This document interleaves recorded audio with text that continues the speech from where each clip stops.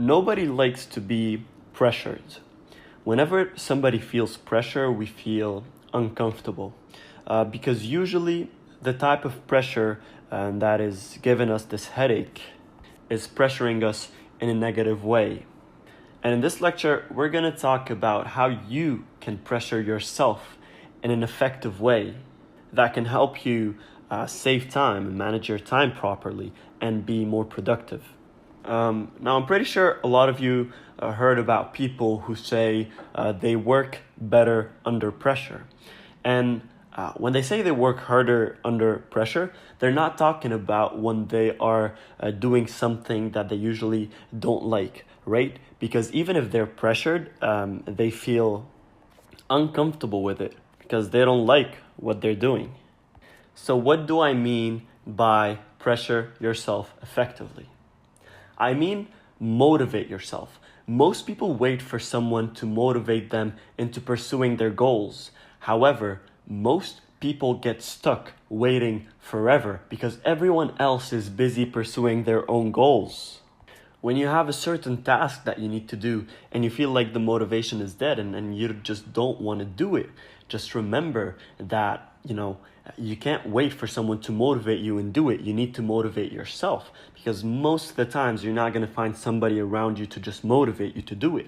And when you get to a point where you don't feel like doing something, that means that your willpower is getting drained. We talked about this before. Your willpower is a limited resource, and you get to a point where that's it. Like you don't feel like doing something anymore.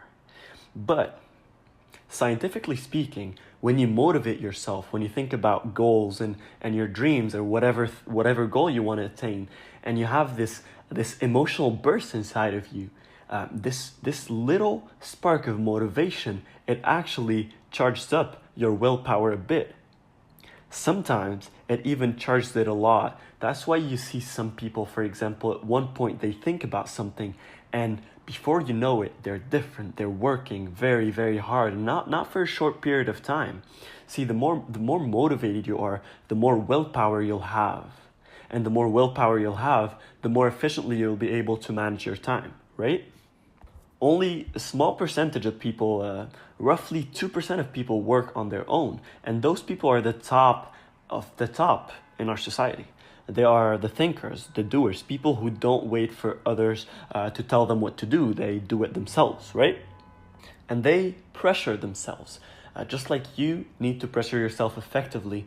Pressuring yourself effectively is pressuring yourself to do the things that you should do without waiting for someone else telling you to do them. Never wait for someone else to set the bar for you. Set the bar for yourself and focus on what matters to you and your goals. When I say pressure you, I mean pressure this voice in your head that is saying, no, I don't want to do this, or no, I don't feel like doing this, or no, I would prefer to be doing that, right? You need to pressure this voice into thinking about why you started, into thinking about your goals, your dreams, whatever you want to buy or whatever you want to achieve. And once you do that, you pressure these voices inside your head telling you to just, stop working or whatever. Go procrastinate and watch something else. Don't spend time with this person because you need to go back to work, right?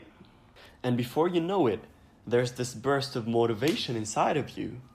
Your willpower goes back up, and you don't even need to pressure yourself. You don't need somebody pressuring you into doing something, because once you have your willpower back and sustained, you'll be able to finish the task that you have in your hands very, very easily without procrastinating or having concentration problems and all of that. Now, I know that motivation is a big topic, and I can't just say motivate yourself, but just thinking about your goals and your dreams, what you want to achieve, sometimes is by itself a good motivation. I'm making an entire course about the science behind motivation, and if you guys have a problem with that, you can always go check the course out. But the good thing is, you don't need a whole lot of motivation to be able to pressure yourself effectively, because just with a little bit of motivation, if you just go along and finish the first task that you have, any record can be broken by you if you choose to do so. The feeling of accomplishment after doing what others won't is a motivation that you can use to keep pushing yourself even more. Scientifically speaking, when you have a certain task and you finish this task, there might be an end goal behind it, or it might be one of the goals that will lead you to a certain end goal that you have. But every single time you finish a task, you achieve something, there's going to be a dopamine rush in your brain. And guess what? Your brain and your body, they love it. So just like when you procrastinate on something that's going to make you bored in order for you to do something that would make you happier, but this particular thing is not more useful. On the contrary, it is not actually good for you. You need to be focusing on what matters most for you to be able to attain your goals, right? So there's this dopamine burst in your brain once you procrastinate, but there's even a bigger burst of dopamine and a release of dopamine in your brain when you have a feeling of achievement, and when you finish something and you know that you did it on point and now you're done, you're ready to move to the next task. You'll feel more confident, and you'll be able to tackle whatever you have next effectively, efficiently, and you'll do it with less time because you won't waste your time doing whatever you avoided doing at first. And the more you achieve, the more achievements you have, the happier you will feel, the more confident you will get. And then it will just become a habit because your brain loves it, right? Your brain loves this dopamine rush. So eventually it will become a habit. It will become something that your brain likes, and it will work towards that automatically and naturally. So you will get to a point where the feeling of success for you is just natural, and you prefer that over procrastinating or over just abandoning your schedule and doing something else, right? And what that does is it will help you manage your time and become more productive. So think about it. It's delayed satisfaction. Always think of your day as the last day of getting the work done. So instead of focusing on everything, focus on the most important tasks and get them done on each and every day.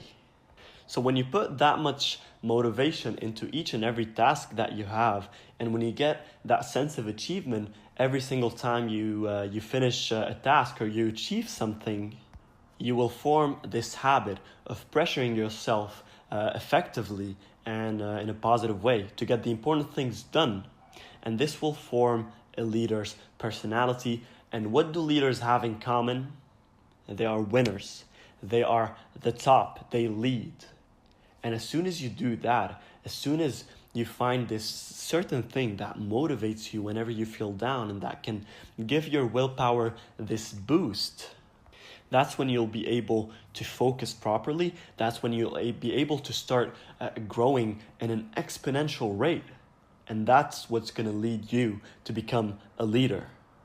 And just to make one thing clear, when I say you become a leader, I'm not just saying you become a leader over other people. You might not want to lead other people, but most importantly, you'll become your own personal leader. So whenever you have something to do, whenever you want something, you would go straight at it, while you won't even be distracted. You won't waste any time because you know what you want to do. You know how to lead your mind towards it. And then you'll feel that it's so natural and so easy, and you love the process.